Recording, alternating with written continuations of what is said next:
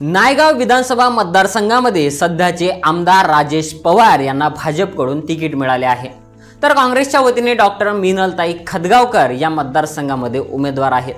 तर या प्रस्थापितांविरोधात जरांगे पाटलांचा विस्थापित चेहरा कोण या चर्चांना उधाण आले। त्यामुळे आज पाहूयात कोण कोण आहेत त्या मतदारसंघात जरांगे पाटील इच्छुक उमेदवार आणि कोणाला जाहीर करतील जरांगे पाटील आपली उमेदवारी। नमस्कार, मी रामेश्वर जामगे आणि तुम्ही पाहत आहात विषय चर्चेतला। नायगाव विधानसभा मतदारसंघाचे विद्यमान आमदार राजेश पवार हे भारतीय जनता पक्षाचे असून ते देवेंद्र फडणवीस यांचे निकटवर्ती असल्याचे पाहायला मिळते।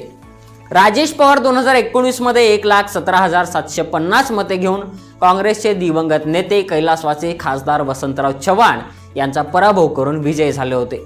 मराठा समाज तथा शेतकरी वर्ग भाजप उमेदवारावर प्रत्येक मतदारसंघात तीव्र नाराज दिसून येत आहे आणि ही नाराजी राजेश पवार यांच्यावर देखील दिसून येत आहे।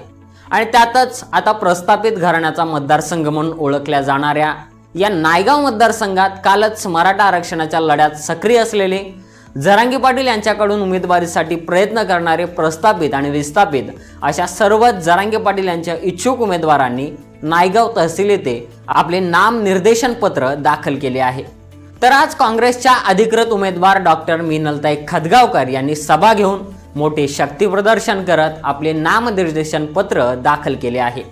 डॉक्टर मिनलताई खदगावकर या प्रस्थापित घराण्यातल्या असून त्या माजी खासदार भास्करराव पाटील खदगावकर यांच्या सुनबाई आहेत। मिनलताई खदगावकर यांनी लोकसभेसाठीही पक्षश्रेष्ठीकडे मागणीचे प्रयत्न केले होते, परंतु त्यात त्यांना यश आले नाही।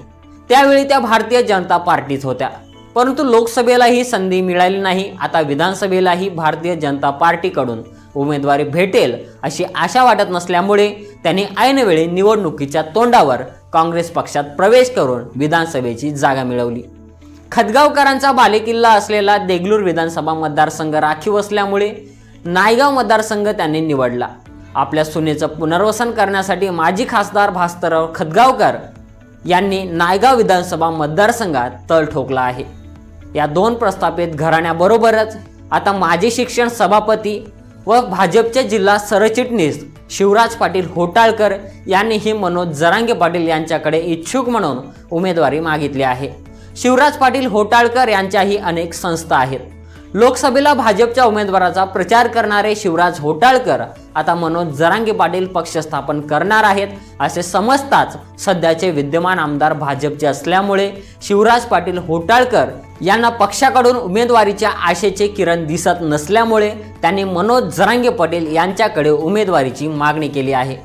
तर दुसरीकडे विस्थापित घराण्यातील मराठा चळवळीतील व सकल मराठा समाज नांदेडचा चेहरा म्हणून ओळख असलेले जरांगे पाटील यांच्या नांदेड जिल्ह्यातील आंदोलनाची धुरा सांभाळणारे मराठा सेवक श्याम पाटील वडजे हे नायगावचे भूमिपुत्र उच्च शिक्षित सामाजिक कार्यकर्ते व जरांगे पाटील यांचे विश्वासू निकटवर्ती म्हणून ओळखले जाणारे श्याम पाटील वडजे यांनीही जरांगे पाटील यांच्याकडे इच्छुक म्हणून उमेदवारी मागितली आहे।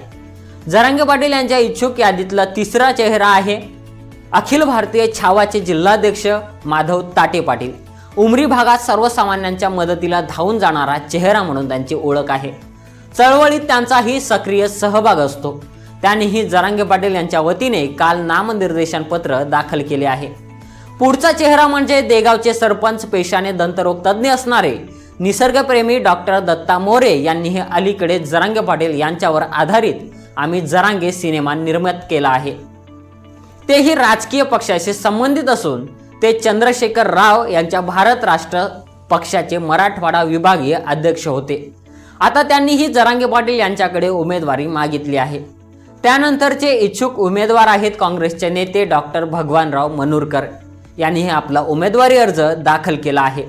ते शेतकरी तथा सामाजिक चळवळीत काम करत आलेत। त्यांनी याआधी विधानसभा आणि स्थानिक स्वराज्य संस्थांच्या निवडणुकीत सहभाग घेतलेला आहे। या सर्व पुरुषांमध्ये अग्रेसर महिला आंदोलनकर्त्या असणाऱ्या सुचिताताई जोगदंड वडजे यांनीही काल नामनिर्देशन पत्र दाखल केलं आहे। सुचिताताई याही नांदेड जिल्ह्यात सकल मराठा समाजाची धुरा सांभाळतात। कमी वयापासून त्या आंदोलनात सक्रिय आहेत। जरांगे पाटील यांच्या आंदोलन सभा रॅलीत त्या प्रामुख्याने दिसतात। त्या उच्च शिक्षित असून शिक्षण, घर, संसार याबरोबरच सामाजिक कार्याचा वसा जोपासताना आपण अनेकांनी त्यांना पाहिलं आहे।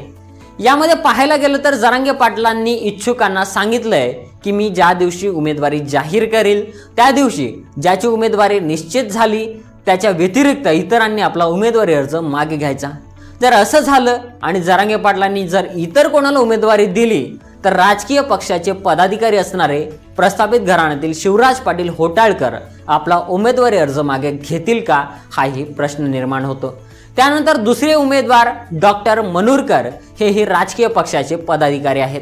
त्यांनी याआधी विधानसभा आणि स्थानिक स्वराज्य संस्थांच्या निवडणुकी लढवल्या आहेत।